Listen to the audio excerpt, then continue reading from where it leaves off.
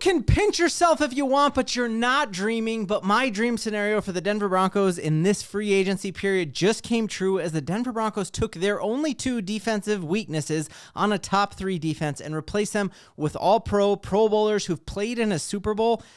This is absolutely bonkers. Cuckoo Cuckoo. The Denver Broncos are so back. We just won the AFC West. Got a ton to dive into why this is the perfect fit for this defense.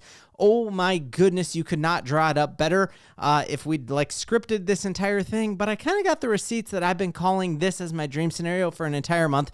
Let's dive in. So the big news, the Denver Broncos not only signed one of the best safeties, in my opinion, and in a ton of advanced analytics, they also went out and got the highest ceiling linebacker in the entire NFL. So this is absolutely bonkers that the Broncos were able to pull this off. Dre Greenlaw is a Denver Bronco. And so now with Hufanga, with DJ Jones, and with Dre Greenlaw, we are taking 3 of the best defenders from that Super Bowl, 3 of the youngest dudes from that 49ers Super Bowl. They are now rocking the orange and blue and playing for Vance Joseph. This is wild.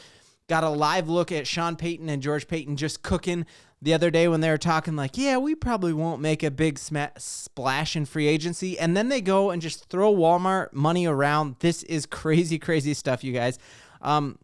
We are just looking here that even on his season, coming off of a torn Achilles, he was a top 15 linebacker out of the 189, because obviously, at inside linebacker, most teams have 2 of them out there. Then some of them are getting injured, like the Broncos. We played Quan Alexander, we played Barton, we played Levon Bailey a little bit in there. So out of the almost 200 linebackers who played last year, he was in the top 15 of those.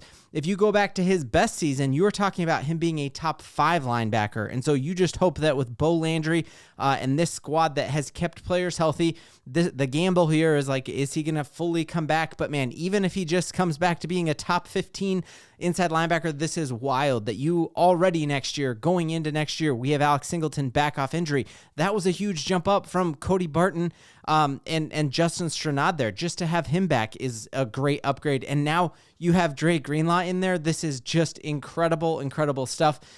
When I look at this, and this is going to sound like hyperbole, but I said it before we even got him, he reminds me of Al Wilson. You take a look at this play right here that should probably, he looks like he's got that edge, right? Ends up being a loss of 3 yards right there. Amazing his ability to hit people in the backfield, whoop, going nowhere. It looked like that's a gain of 2 or 3, turns it into a loss for 2 or 3. Just taking off heads. You see him blowing up not just small linebackers, but also blowing up giant tight ends. We have not had a linebacker who hits like this, an inside linebacker, since Al Wilson. This is wild, and I'm just, if you can't tell by the fact that I'm doing 2 videos in one day, seeing him sacking quarterbacks in the backfield, I'm over the moon excited. This is truly one of the best days that we've had in a long, long time, and truly does show to me that we are back, that the Broncos are a destination. Not only did we want him and we're pushing hard for him, but there were 5 teams who were going hard for him. Miami was going really hard for him. Miami sounds like a cool place to play. He's yeah, you guys are a dumpster fire. The Vegas Raiders wanted him. The Dallas Cowboys wanted him. You had Jerry Jones money offered to him. So there was 5 teams. He'd whittled it down to 3, said we'd have a decision by morning. Guess what? It's morning for the Denver Broncos because Dre Greenlaw is your inside linebacker. I'm over the moon excited again seeing his PFF grade here. Everybody was a little bummed out about Nick Bolton. Mike Kliss on the radio today said the Broncos actually weren't even in on Nick Bolton. Some of us had hyped ourselves up because it would have been cool to steal him from the Kansas City Chiefs. But truly what he does best is stop the run. But he struggles in coverage. And if you take a look at even a bad year for him comparatively, he still is a better covered linebacker than anyone else out there. And I'm just incredibly excited about this. You just see unanimous approval, and that's kind of a rare thing on X now, to see people being oh my goodness, what just happened? This is fantastic. Seeing the Godfather himself, Brandon Perna, come out and be yeah, inject this into my veins.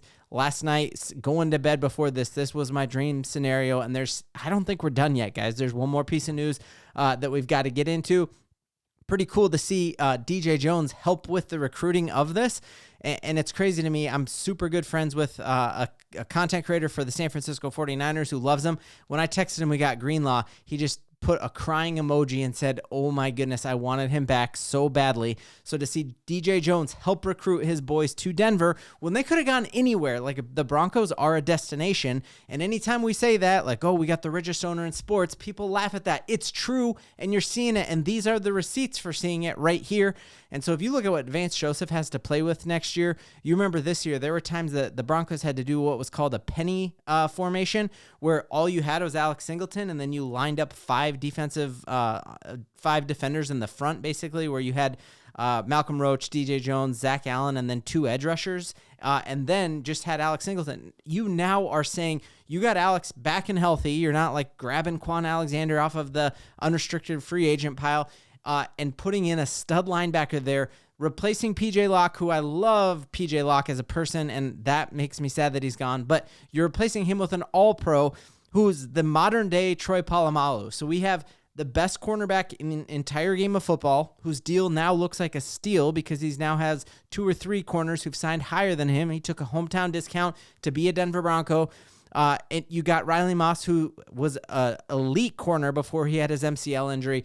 Our defense was already a top 3 defense. Watch out next year, you guys. Like, I'm just telling you, now during the draft, all we need to worry about is weapons for Bo Nix. And we know that rookie weapons hit much faster than defenders who take a little bit longer to develop. And so this really couldn't be better news.